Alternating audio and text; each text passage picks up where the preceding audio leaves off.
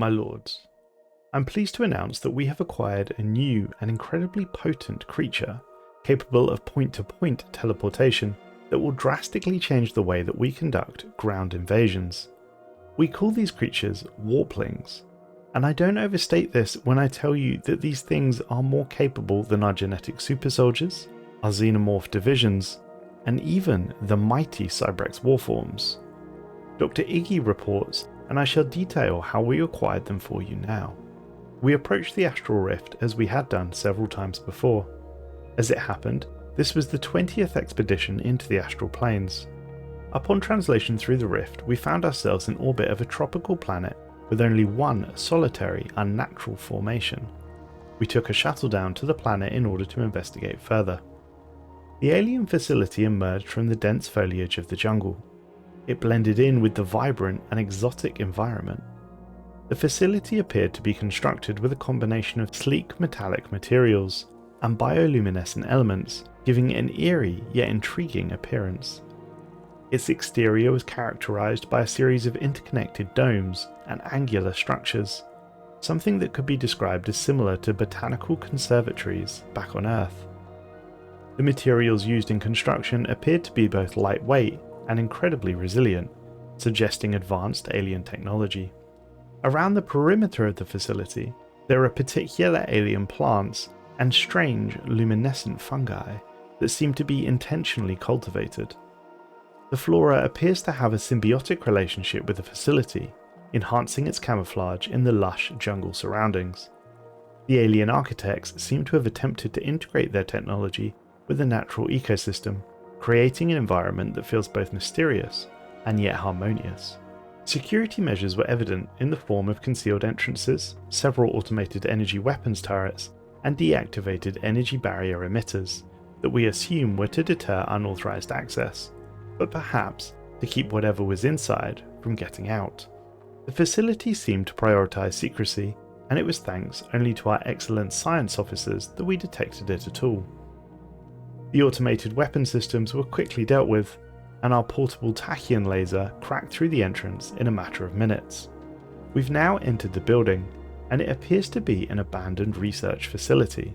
The devices in this room are coated in a thick layer of dust, indicating that it's not been used for some time. We can detect no researchers, living or otherwise, and it would appear whoever the caretakers of this place may have been, they have long since gone. Heavy-duty shelves line the walls, each holding a large egg. Most of them are in various states of decay, but a few living specimens remain. At the centre of this chamber rests an open container filled with a pale, viscous liquid. An analysis of the fluid reveals that it contains high amounts of protein and amino acids. Judging from the residue left on some of the eggs, we speculate that the fluid was being injected by the researchers directly into the eggs. We've made the decision to attempt to open one of these eggs and see what's inside. We managed to open the healthiest looking specimen among the eggs. The embryo inside appeared malnourished and was covered with foreign parasites. Remarkably, the parasites appear to possess quantum properties that are unique to any known biological organism. The parasites warp randomly around the inside of the egg casing, and presumably inside the embryo itself. Given that so few living eggs remain in the laboratory, this particular specimen must be especially resistant to the parasite's behaviour. Astral tracing of both organisms indicate that the parasites originate from a distinct and distant dimension. We believe that the parasite may have been inadvertently summoned here and has interrupted the intended research of the facility. We have seen that the parasites are drawn to the vat of strange liquid in the centre of the chamber. Perhaps this is why they were attracted here in the first place. Two options were available to us.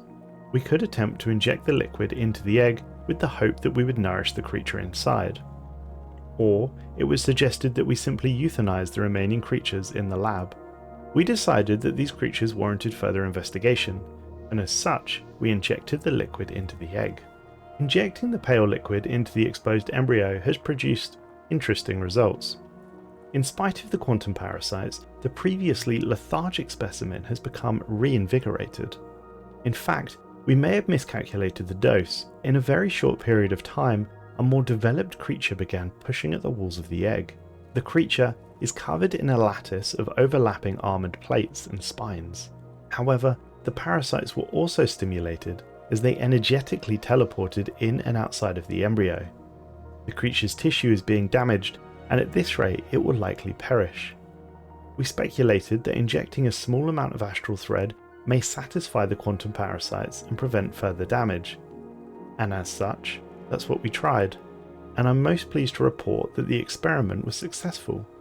The astral thread that we injected into the embryo stabilized the quantum parasites.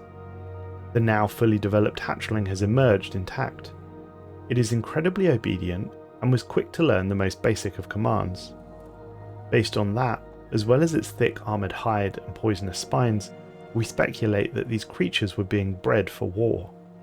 Disturbingly, the creature has also demonstrated the ability to teleport small distances.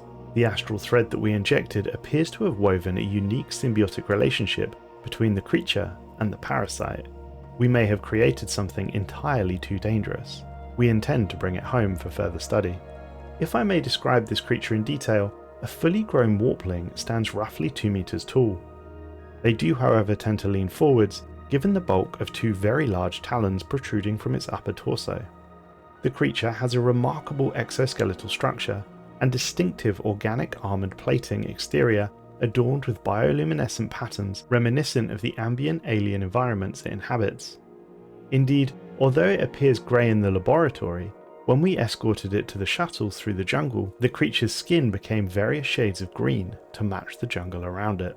Furthermore, several nodes are integrated into its carapace and swarm with the astral parasite. Ethereal energy sparks across its skin, and it is this that we believe is responsible for its teleportation capabilities. The creature manifests a slight mist during each teleportation event, and it seemingly dissolves and subsequently reconstitutes itself at the target location, indicative of its manipulation of spatial dimension.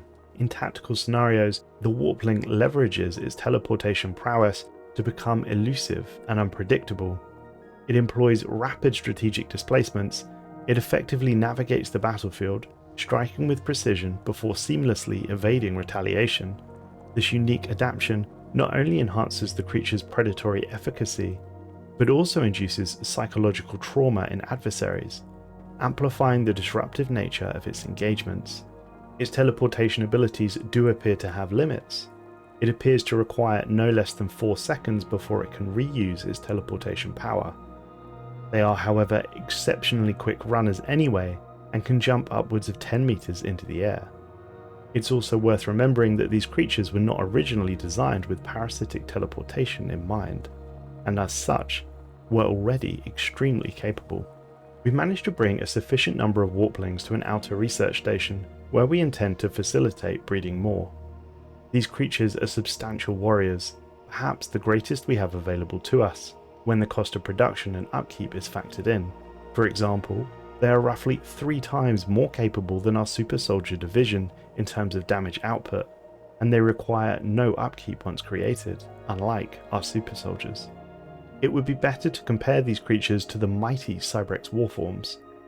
They are on par with the warforms in terms of damage output, and like the warforms, immune to all forms of morale, i.e. fear and terror.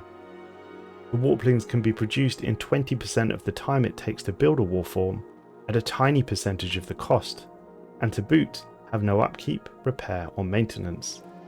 They are incredible ground troops. I believe, my lords, that we may have found ourselves a new elite ground force, and I look forward to deploying them on the unsuspecting galaxy. Thanks for watching, folks. If you enjoyed this one and want to hear more Stellaris lore, please click the video on screen now.